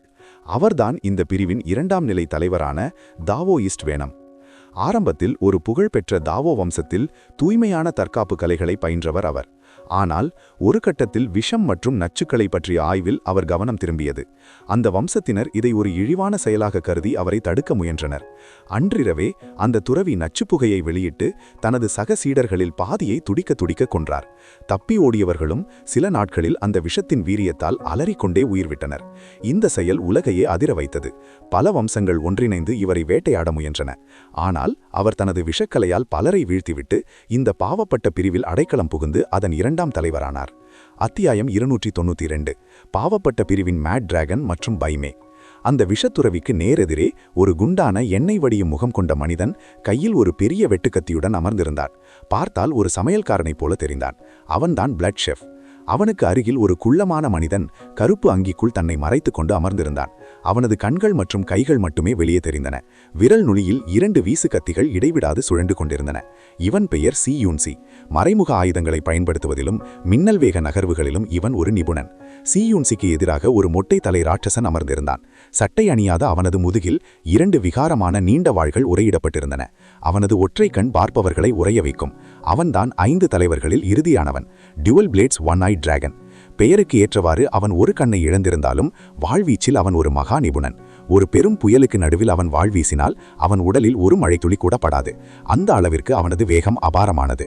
இந்த 5 பேரும் சேர்ந்துதான் இந்த பாவப்பட்ட பிரிவின் அசைக்க முடியாத சக்தியாக விளங்குகின்றனர். ஆனால் இவர்களில் மிகவும் பயங்கரமானவன் சந்தேகமே இன்றி அந்த மேட் டிராகன் தான். தடுமாறி உள்ளே வந்த லூக் வாங் இவர்களை கண்டதும் அப்படியே மண்டியிட்டு விழுந்தான். தலைவரே, பெரும் ஆபத்து! லூச்சாங் மற்றும் அனைத்து சீடர்களும் கொல்லப்பட்டு விட்டனர் என்று அலறினான். மண்டபத்தில் இருந்த அந்த 5 மகா நிபுணர்களும் ஒரே நேரத்தில் லூக் வாங்கை திரும்பி பார்த்தனர். மேட் டிராகனின் கண்கள் சிவந்தன. யார் செய்தது? அந்த தளபதி சென்னா அல்லது வெள்ளைப்புலி வம்சத்தின் வேறு யாராவதா என்று கரகரப்பான குரலில் கேட்டான். இல்லை, ஒரு வாலிபன் தன்னை ஹாப்பி பிரின்ஸ் என்று அழைத்துக் கொள்கிறான். அவன் லூச்சாங்கை ஒரே ஒரு கை அசைவில் இரத்த மேகமாக மாற்றிவிட்டான். இந்த செய்தியை கேட்டதும் அந்த மண்டபத்தின் வெப்பநிலை திடீரென குறைந்தது. பிளட் ஷெஃப் தனது கத்தியை மேசையில் பலமாக குத்தினான். ஹாப்பி பிரின்ஸா? என் சீடனை தொட அவனுக்கு எவ்வளவு தைரியம்! மேட் டிராகனின் பின்னணியை பற்றி எவருக்கும் தெரியாது. அவர் ஒருவராலேயே இந்த சின் கேட் உருவாக்கப்பட்டது. உலகில் தேடப்படும் அத்தனை கொடூரமான குற்றவாளிகளையும் அவர் தனது குடையின் கீழ் கொண்டு வந்தார். அவரது நிஜமான பலம் என்ன என்பது இன்று வரை யாருக்கும் தெரியாத ரகசியம். ஏனெனில் அவரை எதிர்த்து போரிட்டு உயிர் பிழைத்தவர் எவரும் இல்லை. அந்த மண்டபத்தில் நிலவிய அமைதியை அந்த இளவரசி முதலில் கலைத்தாள். தலைவரே, இன்னும் சில மணி நேரங்களில் பிங் மற்றும் பவ் ஆகிய இருவரின் தலைகளையும் நான் காண்பேன் என்று நம்புகிறேன் என்றாள். மேட் டிராகன் தனது உதடுகளை ஒரு குரூரமான புன்னகையுடன் சுழித்தார். கவலைப்படாதீர்கள். சின்கேட் ஒரு காரியத்தில் இறங்கினால் அதில் தோல்வி என்பதே கிடையாது. இருந்தாலும் எனக்கு ஒரு ஆச்சரியம். வெள்ளைப்புலி பேரரசின் 3 இளவரசிகளில் ஒருவரான பி மே எங்களைப் போன்ற ஒரு தீய சக்தியுடன் கைகோர்ப்பார் என்று யாரும் நினைத்திருக்க மாட்டார்கள். பி மே மெல்ல சிரித்தாள். இந்த இளவரசிக்கு முடிவுகள் மட்டுமே முக்கியம். அதற்கான காரணங்களோ அல்லது முறைகளோ அல்ல. நான் வெள்ளைப்புலி பேரரசியாக முடிசூட வேண்டும். அதற்கு எந்த வழியையும் கையாள தயார். மேட் டிராகன் தலையசைத்தார். நான் உனக்காக வேலையை முடிக்கிறேன். நீ அதற்குரிய விலையை தருகிறாய். எங்களது ஒப்பந்தப்படி அந்த வெள்ளைப்புலி ஆன்மா முத்து எனக்கு கிடைக்க வேண்டும். அதை மறந்து விடாதே. நிச்சயமாக. ஆனால் எனக்கு ஒரு சந்தேகம். அந்த முத்து ஒரு சாதாரண பொருள்தானே? அதில் பெரிய மந்திர சக்திகள் எதுவும் இல்லையே. விண்ணுலக படிகங்களோ அல்லது விலைமதிப்பற்ற புதையல்களோ உங்களை ஈர்க்கவில்லையா? ஏன் அந்த முத்தின் மீது இவ்வளவு ஆர்வம் என்று பீமே கேட்டாள். மேட் டிராகனின் குரல் பனிக்கட்டியாக குளிர்ந்தது. பீமே, நீ அதிகமாக கேள்வி கேட்கிறாய். பீமேவின் இதயம் ஒரு கணம் நின்றது. அவளுக்கு முன்னால் இருப்பவன் சாதாரணமானவன் அல்ல. ஒரு சிறு தவறான அசைவு கூட தனது உயிரை பறித்துவிடும் என்பதை அவள் உணர்ந்தாள். மன்னிக்கவும், இந்த இளவரசி வரம்பு மீறி பேசிவிட்டாள் என்று கூறி மௌனமானாள். அப்போது ஒரு நிழலைப் போல ஒரு உருவம் மண்டபத்திற்குள் தோன்றியது. கருப்பு அங்கி அணிந்த ஒரு குள்ளமான மனிதன் மேட் டிராகனுக்கு முன்னால் வந்து மண்டியிட்டான். அவனது 2 கைகளும் நீட்டப்பட்டிருக்க அதில் இரத்தம் சொட்ட சொட்ட ஒரு பெண்ணின் தலை இருந்தது. அந்த பெண் மிகவும் அழகானவள், ஆனால் அவளது கண்கள் பயத்தில் உறைந்திருந்தன. சாகும்போது ஏதோ ஒரு பயங்கரமான காட்சியை அவள் பார்த்திருக்க வேண்டும் என்பது அந்த முகத்தில் தெரிந்தது. மேட் டிராகன் புன்னகைத்தார். அரைவாசி வேலை முடிந்துவிட்டது. இதோ இளவரசி பௌவின் தலை. இப்போது திருப்திதானே? அந்த தலை வெள்ளி புலி வம்சத்தின் மற்றொரு இளவரசியான பௌவினுடையது. பௌவின் பாதுகாப்பிற்கு திறமையான வீரர்கள் பலர் இருந்தும் இவ்வளவு எளிதாக அவளை கொன்று தலையை கொண்டு வந்திருக்கிறார்கள் என்றால் சின்கேட்டின் பலம் எவ்வளவு கொடூரமானது என்பதை பீமே உணர்ந்தாள். அவளுக்கு உடல் நடுங்கியது. ஆனால் இப்போது பின்வாங்க வழியில்லை. மிகவும் நன்று, நான் முழு திருப்தியடைகிறேன். இனி எஞ்சி இருப்பது அந்த வெறுக்கத்தக்க பின்கின் தலை மட்டும்தான் என்றாள் பீமே. அப்போது பிளட் செஃப் உருமினான். கவலைப்படாதே, நான் ஏற்கனவே எனது சிறந்த சீடர்களை அனுப்பி. அவன் பேசி முடிப்பதற்குள் லூ குவாங் அங்கே ஓடி வந்தான். லூ சாங்கும் லூ குவாங்கும் போயிருக்கிறார்கள், இதில் தவறு நடக்க வாய்ப்பே இல்லை என்று பிளட் செஃப் கூறி முடிப்பதற்குள் ரத்தம் தோய்ந்த ஒரு உருவம் மண்டபத்திற்குள் உருண்டு விழுந்தது. செத்துட்டாங்க, எல்லாரும் செத்துட்டாங்க என்று அந்த உருவம் அலறிய அலறல் அங்கிருந்த மகா நிபுணர்களின் இதயங்களை ஒரு கணம் அதிர வைத்தது. மேட் டிராகனின் கண்கள் குளிர்ந்த ஒளியுடன் மின்னின. அவர் தனது கையை லேசாக அசைக்க ஒரு சுழற்காற்று அந்த உருவத்தை தூக்கி அவருக்கு முன்னால் கொண்டு வந்து நிறுத்தியது. அது லூ குவாங். அவனது முகத்தை கண்டதும் அங்கிருந்த அனைவரும் அதிர்ச்சியில் உறைந்தனர். குறிப்பாக பிளட் செஃப் ஆத்திரத்தில் எழுந்து நின்றார். என்ன நடந்தது? லூசாங் எங்கே? மற்றவர்கள் எங்கே? லூ குவாங் வெறிச்சோடிய கண்களுடன் செத்துட்டாங்க, எல்லாரும் செத்துட்டாங்க என்று திணறினான். பிளட் செஃப்பின் கண்களில் கொலைவெறி கனலாக தெரித்தது. லூ குவாங் ஒரு சாதாரண வீரன், ஆனால் லூசாங் அவனது நேரடி சீடன், ஒரு ஹியூமன் சாவரின் நிலை நிபுணன். அவனை யாரால் கொல்ல முடியும்? பிளட் செஃப் பயங்கரமாக சிரித்தான். அந்த சிரிப்பு இரத்த வாடையுடனும் குரூடத்துடனும் கலந்திருந்தது. அவன் இப்படி சிரித்தால் யாரோ ஒருவர் உயிருடன் தோலுரிக்கப்பட்டு சாகப் போகிறார்கள் என்று அர்த்தம். யார் செய்ததை அதை? லூ குவாங் தலையசைத்து, எனக்கு தெரியாது, ஒரு சாதாரண அறிஞரை போல இருந்தான். தன்னை ஹாப்பி ஸ்காலர் என்று அழைத்து கொண்டான். அவன்தான் இளவரசி பிங்கை காப்பாற்றினான் என்றான். ஹாப்பி ஸ்காலரா? வெள்ளிப்புலி பேரரசில் இப்படி ஒரு பெயரில் யாரும் கிடையாது. போலி பெயரில் ஒளிந்து கொள்ளும் ஏதோ ஒரு கோழை. என்னை கூட்டி செல், அவனை இப்போதே துண்டு துண்டாக வெட்டுகிறேன் என்று பிளட் செஃப் கர்ஜித்தான். லூ குவாங் எழுந்து நிற்க முயன்றான். ஆனால் திடீரென அவனது கண்கள் பிதுங்கின. அவன் தனது வலது கையால் தொண்டையை பிடித்துக்கொண்டு உடல் முழுவதும் கட்டுப்பாடின்றி நடுங்கினான். அவனது கண்கள் சிவந்து நரம்புகள் புடைத்தன. உடல் ஒரு பலூனை போல ஊதத் தொடங்கியது. லூ குவாங், உனக்கு என்ன ஆச்சு என்று பிளட் செஃப் குழப்பத்துடன் கேட்டான். லூ குவாங் காற்றில் எதையோ பிடிக்க முயல்வது போல தனது இடது கையை வீசினான். அவனது உடல் வெடிக்கப் போவதை உணர்ந்த மேட் டிராகன் உடனடியாக தனது கையை உயர்த்தி ஒரு ஆற்றல் கவசத்தை லூ குவாங்கை சுற்றி உருவாக்கினார். டுமீல்! ஒரு பயங்கரமான வெடிப்புச் சத்தம். லூ குவாங்கின் உடல் சிதறி இரத்த மேகமாக மாறியது. மேட் டிராகன் போட்டிருந்த கவசம் இப்போது இரத்தத்தால் நனைந்த ஒரு சிவப்பு திரையாக காட்சியளித்தது. என்ன இது? அவனது உடலில் மறைமுகமான ஒரு உள்நோக்கு ஆற்றலை யாரோ செலுத்தியிருக்கிறார்கள். காலதாமதமாக வேலை செய்யும் ஒரு மரணப்பொறி இது என்று மேட் டிராகன் வியப்புடன் கூறினார். லூ குவாங்கை சாக விடாமல் செய்தியை சொல்ல அனுப்பிவிட்டு அவன் செய்தி சொன்ன மாத்திரத்தில் அவன் உடலை வெடிக்க செய்த அந்த ஹாப்பி ஸ்காலரின் நுணுக்கமான பலம் அங்கிருந்த மகா நிபுணர்களை ஒரு கணம் சிந்திக்க வைத்தது. தற்போதைய நிலை: பிளட் செஃப் தனது சீடனை இழந்த ஆத்திரத்தில் இருக்கிறார். மேட் டிராகன் ஹாப்பி ஸ்காலர் என்னும் டான்சனின் பலத்தை கணித்துக் கொண்டிருக்கிறார். இளவரசி பீமா தனது எதிரியான பிங் இன்னும் உயிரோடு இருப்பதைக் கண்டு கவலை அடைந்துள்ளார். இந்த உத்தி மிகவும் கொடூரமானது. இந்த மனிதனின் சாகுபடி நிலை நிச்சயமாக நமக்கு குறைந்ததாக இருக்காது என்று தாவோயிஸ்ட் வெனம் கூற, சியும் ஒற்றை கன்றாகனும் ஒருவரை ஒருவர் அதிர்ச்சியுடன் பார்த்து கொண்டனர்.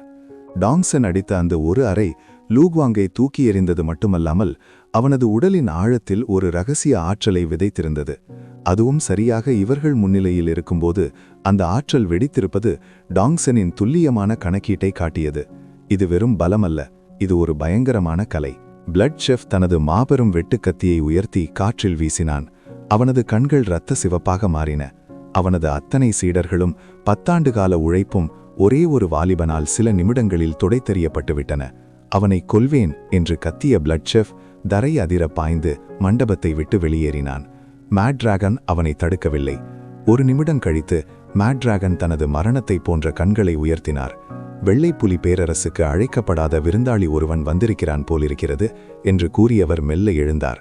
நடங்கள், என் திட்டங்களை சிதைக்க துணிந்தவன் யார் என்று பார்ப்போம். மாளிகையில் இளவரசி பிங் டாங்சனை நோக்கி ஆழ்ந்து வணங்கினாள். ஐயா, எங்களை காப்பாற்றியதற்கு மீண்டும் ஒரு முறை நன்றி என்றாள். டாங்சன் மென்மையாக சிரித்து, இது ஒரு சிறிய முயற்சிதான் என்றார். ஆனால் பிங்கின் முகத்தில் மகிழ்ச்சிக்கு பதில் கவலை அதிகமாக இருந்தது. ஈவில் டோர் என்பது பேரரசின் நிழலுலக அதிகாரம் என்பதை அவள் விளக்கினாள். அவர்களை பகைத்துக் கொள்வது என்பது மரணத்தை அழைப்பதற்கு சமம். நான் அவர்களுக்கு தீங்கே செய்யவில்லை, பின் ஏன் என்னை கொல்ல முயல்கிறார்கள் என்று அவள் கேட்டபோது டாங்சன் உண்மையை உடைத்தார். உன் பேரரசில் 3 இளவரசிகள் இருக்கிறார்கள் என்பதுதான் காரணம் என்று டாங்சன் கூறியதும் பிங்கின் கண்கள் விரிந்தன. நீங்கள் இளவரசி பி மற்றும் இளவரசி பவ் பற்றி சொல்கிறீர்களா?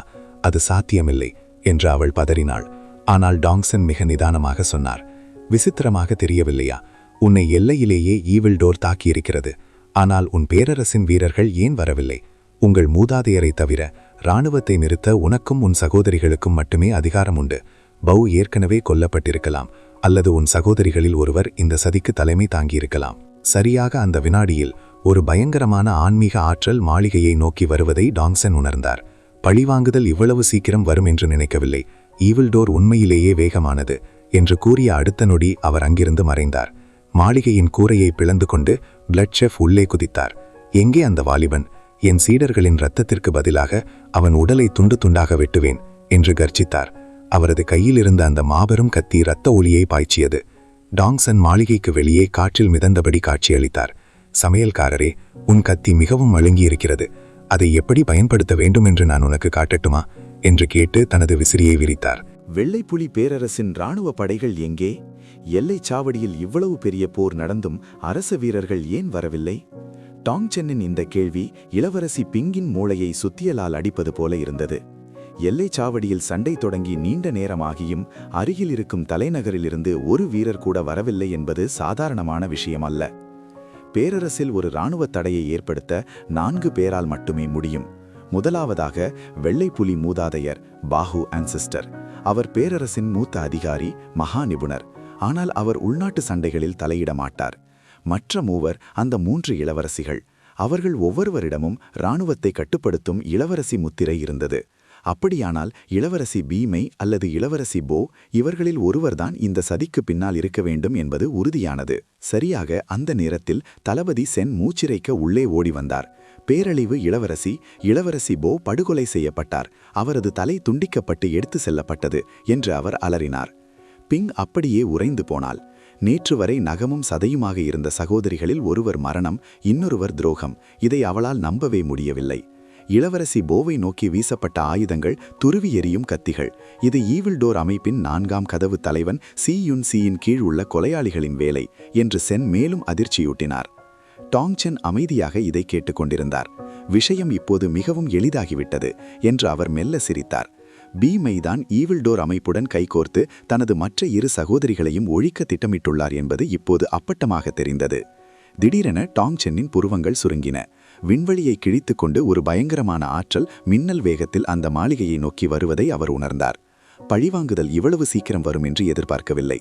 ஈவில் டோர் பேருக்கேற்றவாறு செயல்படுகிறது என்று கூறிய டாங்சென் அங்கிருந்து மறைந்தார். அடுத்த நொடி மாளிகையின் கூரையை தகர்த்து கொண்டு ஒரு பிரம்மாண்டமான வெட்டுக்கத்தி உள்ளே இறங்கியது. அந்த அறையே இரத்தச் சிவப்பாக மாறியது. பிளட் செஃப் தனது முழு பலத்துடன் அங்கே குதித்தார். எனது சீடர்களை கொன்ற அந்த புழு எங்கே? அவனை உயிருடன் தோலுரிப்பேன் என்று அவர் கர்ஜித்தார். மாளிகைக்கு வெளியே வானத்தில் டாங்சென் காற்றில் மிதந்தபடி நின்றிருந்தார். அவருக்கு முன்னால் பிளட் செஃப் ஆத்திரத்தில் சிவந்த கண்களுடன் நின்றார். தூரத்தில் மேட் டிராகன், தாவோயிஸ்ட் வெனம் மற்றும் பிற தலைவர்களும் மேகங்களுக்கு நடுவே மறைந்திருந்து கவனித்துக் கொண்டிருந்தனர். பிளட் செஃப் தனது கத்தியை சுழற்றி ஒரு மாபெரும் இரத்த அலையை டாங்சென்னை நோக்கி ஏவினார். சிறுவனே, இன்று உன் இரத்தத்தால் என் சீடர்களுக்கு பலியிடுவேன். டாங்சென் தனது விசிறியை மெல்ல மடித்து அந்த இரத்த அலையை ஒற்றை கையால் தடுத்தார். உன் சமையல் கலை நன்றாக இருக்கிறது, ஆனால் உன் தற்காப்பு கலை மிகவும் மழுங்கி போயிருக்கிறது. உனக்கு ஒரு பானம் புகட்டுகிறேன் என்று கூறி முன்னோக்கி பாய்ந்தார். அவர்களின் தலைக்கு மேலே வானம் பிளப்பது போன்ற பயங்கரமான வெடிப்புச் சத்தங்கள் கேட்டன. Boom boom boom! அந்த அதிர்வில் சொர்க்கமே நடுங்கியது. அங்கே வெண்ணிற அங்கி காற்றில் படபடக்க, கையில் ஒரு மடிப்பு விசிறியுடன் டாங்சென் கருவத்துடன் மிதந்து கொண்டிருந்தார். அவரை சுற்றி ஒரு இரத்த சிவப்பான ஒளிக்கற்றை இடைவிடாது தாக்கிச் சிதறியது. அந்த சிவப்பு ஒளிக்குள் 2 மாபெரும் வெட்டுக்கத்திகளை சுழற்றியபடி குண்டான உருவம் கொண்ட அந்த மனிதன் நின்றிருந்தான். அவர்தான் பிளட் செஃப், ஈவில் டோர் அமைப்பின் 3ஆவது கதவு தலைவர் என்று தளபதி சென் அலறினார். அந்த விகாரமான தோற்றத்தை கண்ட உடனேயே அவர் அடையாளம் கண்டு கொண்டார். இளவரசி பிங்கின் முகம் பயத்தில் சாம்பலாக வெளுத்தது. லூ சாங் மற்றும் லூ குவாங்கின் தாக்குதலிலிருந்தே அவர்கள் தப்பிப்பது கடினமாக இருந்தது. இப்போது அந்த பிரிவின் தலைவரே நேரில் வந்துவிட்டார் என்றால் தங்களை முழுமையாக அழிக்க அவர்கள் முடிவெடுத்து விட்டனர் என்பது புரிந்தது. இளவரசி, நாம் இங்கிருந்து உடனே தப்ப வேண்டும் என்று தளபதி சென் பதறினார். பிளட் ஷெஃப் வந்துவிட்டார் என்றால் மற்ற நிபுணர்களும் வெகு தொலைவில் இருக்க மாட்டார்கள். நாம் இப்போது கிளம்பாவிட்டால் இங்கேயே சமாதியாக வேண்டியதுதான். பிங் தனது சிவந்த இதழ்களை கடித்தபடி தலையசைத்தாள். தப்புவதா? எங்கே போவது? இந்த போர் இப்போது ஊரறிந்த விஷயமாகிவிட்டது. பீமைக்கு இருக்கும் ஒரே தடையாக நான் இருப்பதால் அவள் என்னை உயிரோடு விடமாட்டாள். தளபதி சென் திகைத்து வென்றார். அவர் ஒரு சாதாரண இன்னேட் நிலை வீரர். லூக் வாங்கையே அவரால் வெல்ல முடியாது எனும்போது இந்த எம்பரர் நிலை மகாநிபுணரை அவர் எப்படி எதிர்கொள்வார்? அப்படியானால் நாம் அரண்மனைக்கு சென்று மூதாதையரிடம் உதவி கேட்போம். அவர் ஒரு மொனார்க் நிலை வீரர். அவரால் நம்மை பாதுகாக்க முடியும் என்றார். முன்பு இருந்திருந்தால் பிங் உடனே சம்மதித்திருப்பாள். ஆனால் டாங் சென்னின் வார்த்தைகள் அவளது கண்களை திறந்துவிட்டன. இவ்வளவு பெரிய படுகொலை சதி இவ்வளவு வெளிப்படையாக நடக்கும்போது அரண்மனை வீரர்கள் ஒருவர் கூட ஏன் வரவில்லை? அதற்கு ஒரே ஒரு காரணம்தான் இருக்க முடியும். வெள்ளைப்புலி மூதாதையருக்கு இந்த சதி தெரிந்தே இருக்கிறது. அவரும் இதற்கு அனுமதி அளித்து விட்டார். அதே நேரத்தில் அரண்மனைக்கு வெளியே வானத்தில் பல முதிய நிபுணர்கள் கூடி நின்று வேடிக்கை பார்த்து கொண்டிருந்தனர். அவர்கள் ஒவ்வொருவரும் எர்த் எம்பரர் நிலையை தாண்டிய மாபெரும் சக்திகள். அவர்கள்தான் வெள்ளைப்புலி பேரரசின் உண்மையான அஸ்திவாரம். இளவரசி பிங் நிச்சயம் செத்துவிடுவாள் என்று நினைத்தேன். ஆனால் அவளிடம் இவ்வளவு பயங்கரமான ஒரு ரகசிய ஆயுதம் டாங் சென் இருக்கும் என்று நான் எதிர்பார்க்கவில்லை என்றார் ஒரு எர்த் எம்பரர் நிலை நிபுணர். மற்றொரு நிபுணர் பிங்கின் மாளிகைக்கு மேலே நடக்கும் போரை உற்று பார்த்தபடி சொன்னார். தாக்குவது பிளட் ஷெஃப். அவனது இரட்டை வெட்டு கத்திகள் மிகவும் கொடூரமானவை. பழங்கால சுருள்களில் இருந்த தற்காப்பு கலைகளை அவன் பயின்றிருப்பதாக பேச்சிருக்கிறது. எதிரிகளின் நரம்பு மண்டலத்தை துல்லியமாக தாக்கி அவர்களை ஊனமாக்குவதில் பிளட் ஷெஃப் ஒரு கை தேர்ந்தவன். அன்று 18 வம்சங்களைச் சேர்ந்த நூற்றுக்கணக்கான நிபுணர்கள் இவனை சூழ்ந்தபோது தனது இரட்டை வெட்டு கத்திகளால் பாதிக்கும் மேற்பட்டோரை இவன் வேட்டையாடியது இப்போதும் நினைவிருக்கிறது என்று அரண்மனை நிபுணர்கள் வியப்புடன் பேசிக்கொண்டனர். இருப்பினும் ஒரு முதிய நிபுணர் மட்டும் டாங் சென்னை பார்த்து புருவத்தை சுருக்கினார்.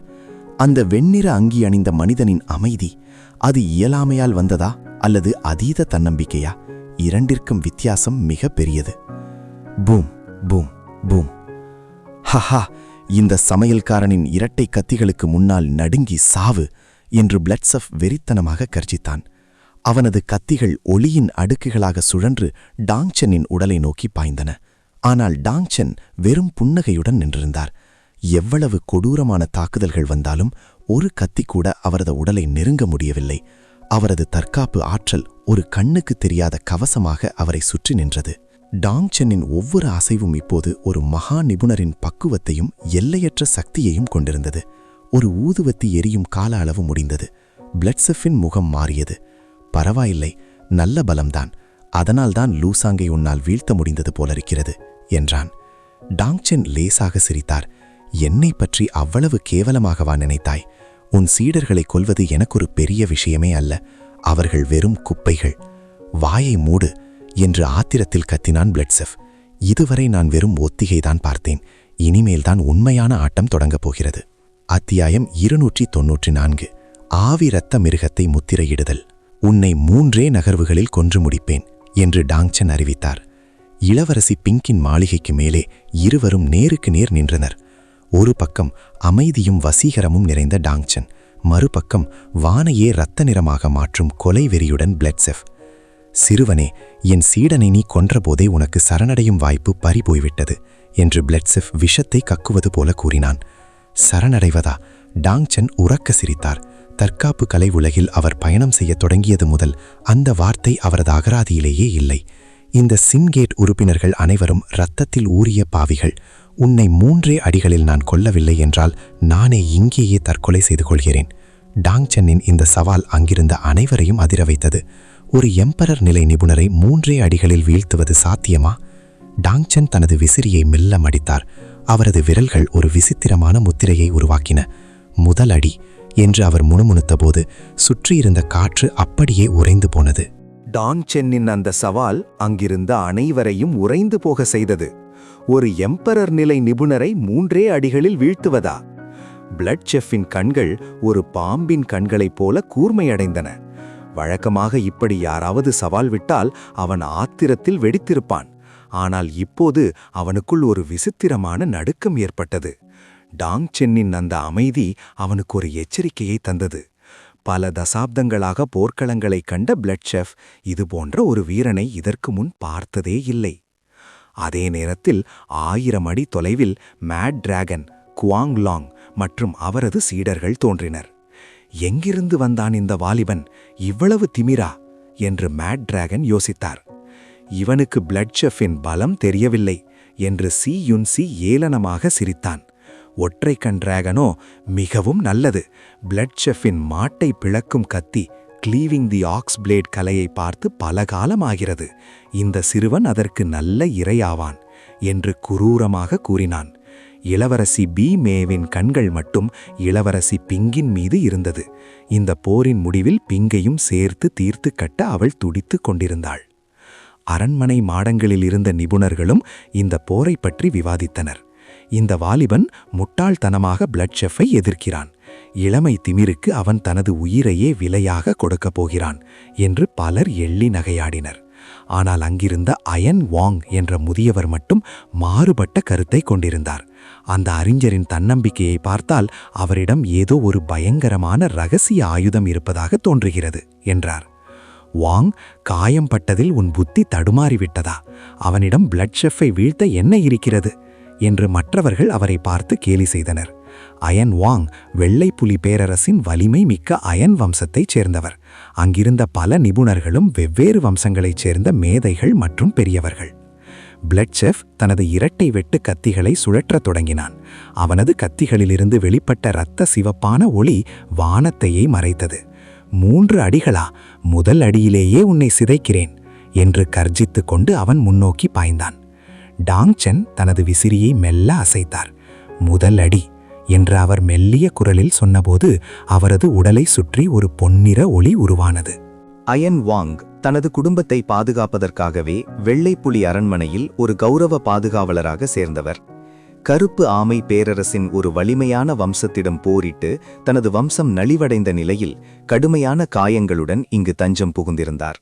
அவரது எர்த் சாவரின் நிலை சாகுபடி இப்போது பலவீனமடைந்திருந்தாலும் பிறரால் உணர முடியாத ஒன்றை உணரும் நுட்பமான உணர்வு திறன் அவரிடம் இருந்தது. டாங் சென்னை பார்க்கும்போது அது ஒரு மனிதனை பார்ப்பது போல் அவருக்கு தோன்றவில்லை. மாறாக ஆழம் காண முடியாத ஒரு மகா சமுத்திரத்தை பார்ப்பது போலிருந்தது. பிளட் ஷெஃப் பார்ப்பதற்கு எவ்வளவு கொடூரமானவராக தெரிந்தாலும் டாங் சென்னிடம் இருக்கும் அந்த ஆன்மாவை அதிரவைக்கும் தெய்வீக ஆற்றல் அவரிடம் இல்லை. இந்த முடிவை மாற்ற முடியாது, இது உங்களை ஆச்சரியத்தில் ஆழ்த்தப் போகிறது என்று அயன் வாங் தனது மனதிற்குள் நினைத்து கொண்டார். மற்றவர்களின் கேலிக்கு அஞ்சி அவர் அதை வெளியே சொல்லவில்லை. க்ரீக் க்ரீக் வானம் பிளந்தது. பிளட் ஷெஃப்பின் ஆத்திரமும் ஆற்றலும் விண்ணை தொட்டது. நீல நிற மின்னல்கள் அவர்களை சுற்றி வெடித்து சிதறின. அந்த ஒளியில் பிளட் ஷெஃப்பின் முகம் ஒரு பேயைப் போல காட்சியளித்தது.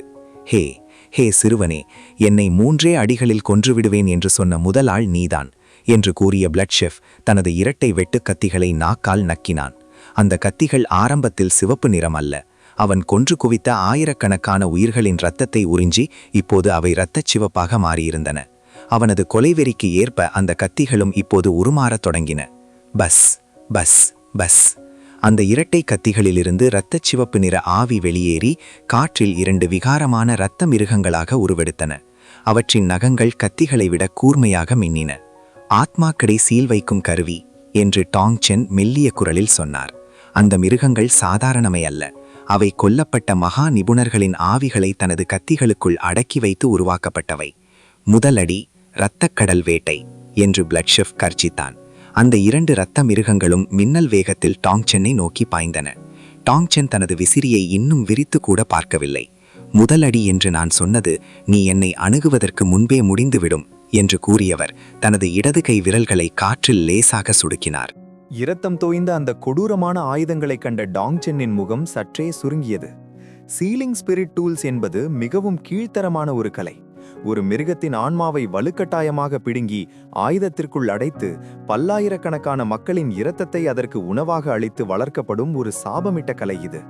அந்த இரத்த மிருகங்களின் வாடை பட்டாலே சாதாரண வீரர்கள் நிலைகுலைந்து போவார்கள். சுமார் 30 அடி உயரத்திற்கு விஸ்வரூபம் எடுத்து நின்ற அந்த 2 இரத்த மிருகங்களையும் பார்த்த டாங் சென், இவ்வளவு பெரிய மிருகங்களை வளர்க்க நீ எத்தனை உயிர்களை பலி வாங்கினாய் என்று கேட்டார். பிளட் ஷெஃப் விகாரமாகச் சிரித்தான். நூற்றுக்கணக்கான குடும்பங்கள், சுமார் 70க்கும் மேற்பட்ட வம்சங்களை நான் வேறறுத்து விட்டேன். முதியவர்கள், குழந்தைகள் என்று யாரையும் நான் விட்ட வைக்கவில்லை.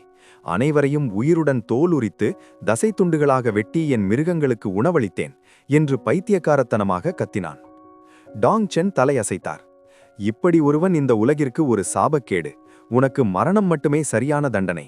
உன் கடைசி தருணத்தில் உன் முழு பலத்தையும் காட்டு, பின் விரக்தியில் மடி. இதோ பார் என் மாட்டை பிளக்கும் கத்தி கலையை, சாவு. பிளட் ஷெஃப் தனது கைகளை ஆக்ரோஷமாக வீச இரத்த சிவப்பான வாழ்வீச்சுகள் டாங் சென்னை நாலாபுறமிருந்தும் சூழ்ந்தன. அதே சமயம் அந்த 2 பிரம்மாண்ட மிருகங்களும் காற்றில் எகிரி சிலுவை வடிவிலான மின்னல் போன்ற நகங்களால் டாங் சென்னின் பாதையை மறித்து தாக்கின. அவனது முதல் நகர்வே ஒரு மரண அடியாக இருந்தது. அத்தியாயம் 295. 12 வானுலக வடிவங்கள், எல்லையற்ற கட்டுப்பாடு. வந்துவிட்டது பிளட் ஷெஃப்பின் அந்த புகழ்பெற்ற கலை. இதன் முன்னால் ஒரு ஹெவன் கிங் நிலை நிபுணரால் கூட தப்பிக்க முடியாது. அந்த சிறுவன் செத்தான் என்று வேடிக்கை பார்த்த அனைவரும் எண்ணினர். அவர்களின் பார்வையில் டாங் சென் ஏற்கனவே நரகத்தின் வாசலில் நின்று கொண்டிருந்தார். அந்த இரத்த வாழ்வீச்சுகளும் இரத்த மிருகங்களின் நகங்களும் டாங் சென்னை தாக்கின. பூம்! ஒரு பயங்கரமான வெடிப்பு ஏற்பட்டு அந்த இடமே இரத்த சிவப்பான ஒளியால் நிரம்பியது. அந்த ஒளியின் நடுவே டாங் சென் சிக்குண்டார். மிருகங்களின் நகங்கள் விண்வெளியையே கிழித்துக்கொண்டு அவர் மீது பாய்ந்தன. ஆனால் அந்த புகையும் ஒளியும் மெல்ல விலகிய போது அங்கிருந்தவர்கள் அதிர்ச்சியில் உறைந்தனர். டாங் சென் அப்படியே நின்றிருந்தார். அவரது ஆடையில் ஒரு சிறு கரை கூட படவில்லை. இதுதான் உன் முழு பலமா என்று டாங் சென் அமைதியாக கேட்டார். அவர் தனது விசிறியை மெல்ல விரித்தார். 12 வானுலக வடிவங்களில் முதலாவது எல்லையற்ற கட்டுப்பாடு. அவர் விசிறியை ஒருமுறை சுழற்ற பிளட் ஷெஃப் ஏவிய அந்த ஒட்டுமொட்ட இரத்த ஆற்றலும் அப்படியே காற்றில் உறைந்து பின் டாங் சென்னின் விசிறிக்குள் ஒரு சிறு புள்ளியாக ஒடுங்கியது. அந்த 2 பிரம்மாண்ட மிருகங்களும் நகர முடியாமல் காற்றில் திகைத்து நின்றன.